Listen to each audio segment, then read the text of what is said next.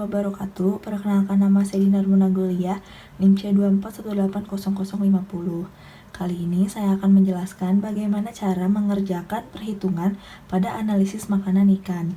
Nah, kita sudah memiliki data, yaitu data ikan swanggi jantan. Ada data mikroskopis dan juga data makroskopis. Kalau mikroskopis itu, organismenya tidak dapat dianalisis secara langsung, tetapi harus menggunakan mikroskop. Sedangkan makroskopis, organisme yang dianalisisnya itu besar, jadi dapat dianalisis secara langsung. Nah, kita lanjut ke perhitungannya. Nah, di sini kita memiliki tabel yang berisi tentang data organisme yang kita temukan di keseluruhan ikan yang kita amati. Ikan yang kita amati adalah ikan swanggi jantan. Nah, ikannya itu ada ikan jantan 1, 2, dan 3. Nah, lalu kita harus mencari volume totalnya dari masing-masing organisme. Gimana caranya? Yaitu dengan menjumlahkan volume dari tiap yang ada di ikan tersebut. Misalnya saya ambil Chaetoceros. Kalau Chaetoceros itu dia ada di ikan jantan 1, 2, dan 3. Maka kita jumlahkan volumenya, lalu kita dapatkan hasil 0,0005. Lalu setelah itu kita sudah menghitung semuanya, lalu kita jumlahkan semuanya dan kita akan mendapatkan total, yaitu sebesar 4,5122.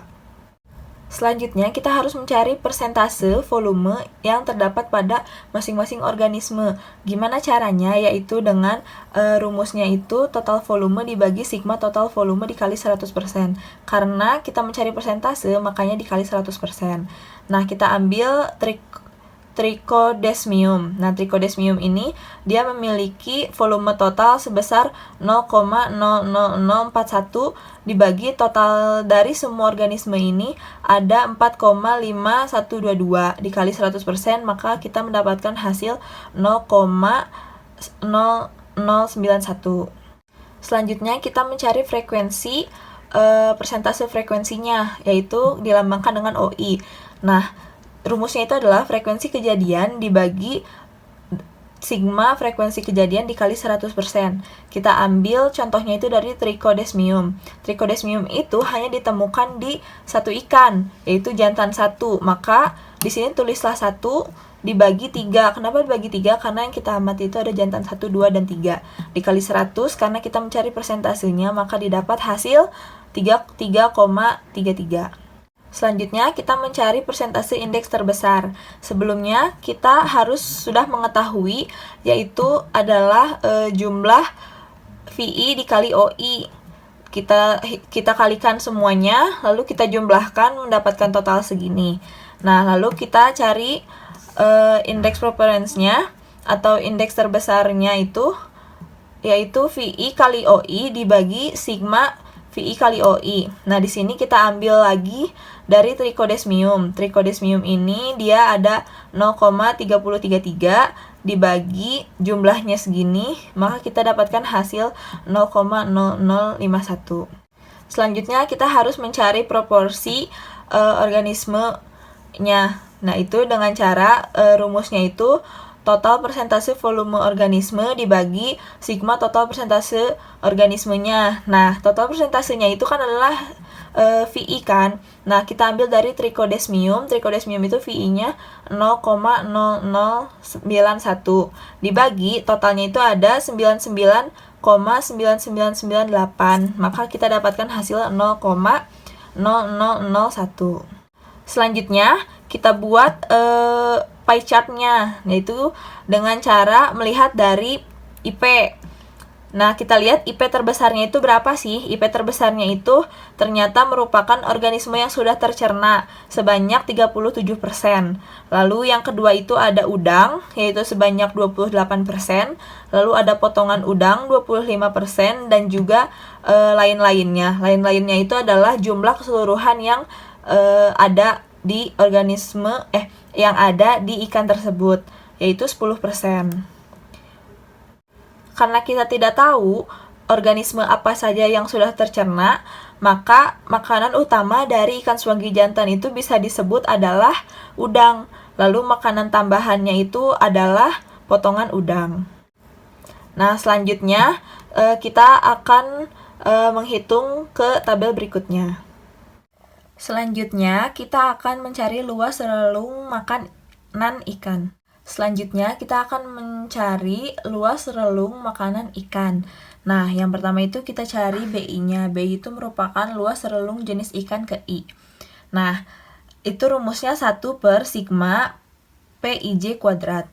Sama dengan 1 dibagi sigma PIJ kuadratnya ini adalah 0,3129. Nah, hasilnya itu adalah 3,1962. Nah, selanjutnya kita harus mencari BA-nya. BA itu merupakan standarisasi luas relung. Nah, rumusnya adalah BI dikurangin 1 dibagi N dikurangin 1. BI-nya tadi hasilnya adalah 3,1962 dikurangin 1 dibagi 10. Kenapa 10? Karena jumlah organismenya ada 10. Dikurang 1 sama dengan hasilnya adalah 0,2440. Nah, setelah itu kita cari tumpang tindihnya. Nah, tumpang tindih ini kita harus mengetahui data dari betinanya dulu. Anggapan misalnya kita sudah mengetahui PIB kuadratnya itu adalah 0,4030279. Dan ini merupakan jumlah PIJ dikali PIB-nya. Nah, di sini rumus CH itu adalah indeks Morishita yang disederhanakan.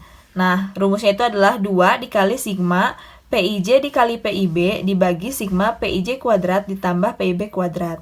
Nah, di sini sama dengan 2 dikali PIJ kali PIB-nya itu nilainya adalah 0,2877446 dibagi PIJ ditambah PIB. Jadi nilai PIJ kuadrat ini ditambah nilai PIB kuadrat ini sama dengan hasilnya adalah 0,7160.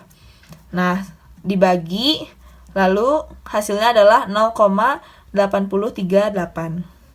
Nah, setelah itu kita cari panjang usus relatifnya. Nah, di sini kan kita udah tahu nih, kita udah punya data yaitu panjang totalnya berapa, volumenya berapa, panjang ususnya berapa. Maka kita harus cari panjang usus relatifnya. Nah, gimana sih cara mencari panjang usus relatif itu? Nah, rumusnya adalah panjang usus dibagi panjang total. Misalnya kita ambil dari J1. J1 itu panjang ususnya 6162. Dibagi panjang totalnya itu dia 155. Maka hasilnya adalah 1,0452. Nah, setelah itu kita tambahkan semuanya, di totalnya adalah 4,9899 dan kita memiliki rata-rata yaitu 0,8316. Nah, selanjutnya kita akan mencari hubungan volume makanan dan panjang tubuh ikan. Di sini kita mendapatkan nilai yaitu A-nya itu sebesar 4,2171, B-nya itu minus 0,4164, dan kita memiliki nilai R besar kuadratnya itu adalah 15,0443. Nah, di sini kita masukkan ke persamaan yaitu VM sama dengan A ditambah BPT. Kita masukkan nilai A dan kita masukkan nilai B. Maka akan hasilnya seperti ini. Selanjutnya, kita akan mencari indeks isi lambung. Nah, di sini kita memiliki data bobotnya berapa, volume organismenya ada berapa. Nah, gimana sih cara mencari indeks isi lambung ini? Nah, indeks isi lambung ini Nah, selanjutnya kita akan mencari indeks isi lambung. Nah, di sini kita udah punya. Selanjutnya kita akan mencari indeks isi lambung. Nah, di sini kita udah punya data bobotnya ikan, kita udah punya data volume organismenya. Lalu kita akan mencari persentase indeks isi lambungnya. Gimana sih rumusnya? Rumusnya itu adalah ISC sama dengan SCW dibagi BW dikali 100% karena kita mencari persentase. Nah, SCW-nya itu merupakan volume organismenya dibagi bobot. Kita ambil dari jantan 1 atau J1. Nah, itu volume organismenya itu ada 0,8761 dibagi bobotnya itu ada 59.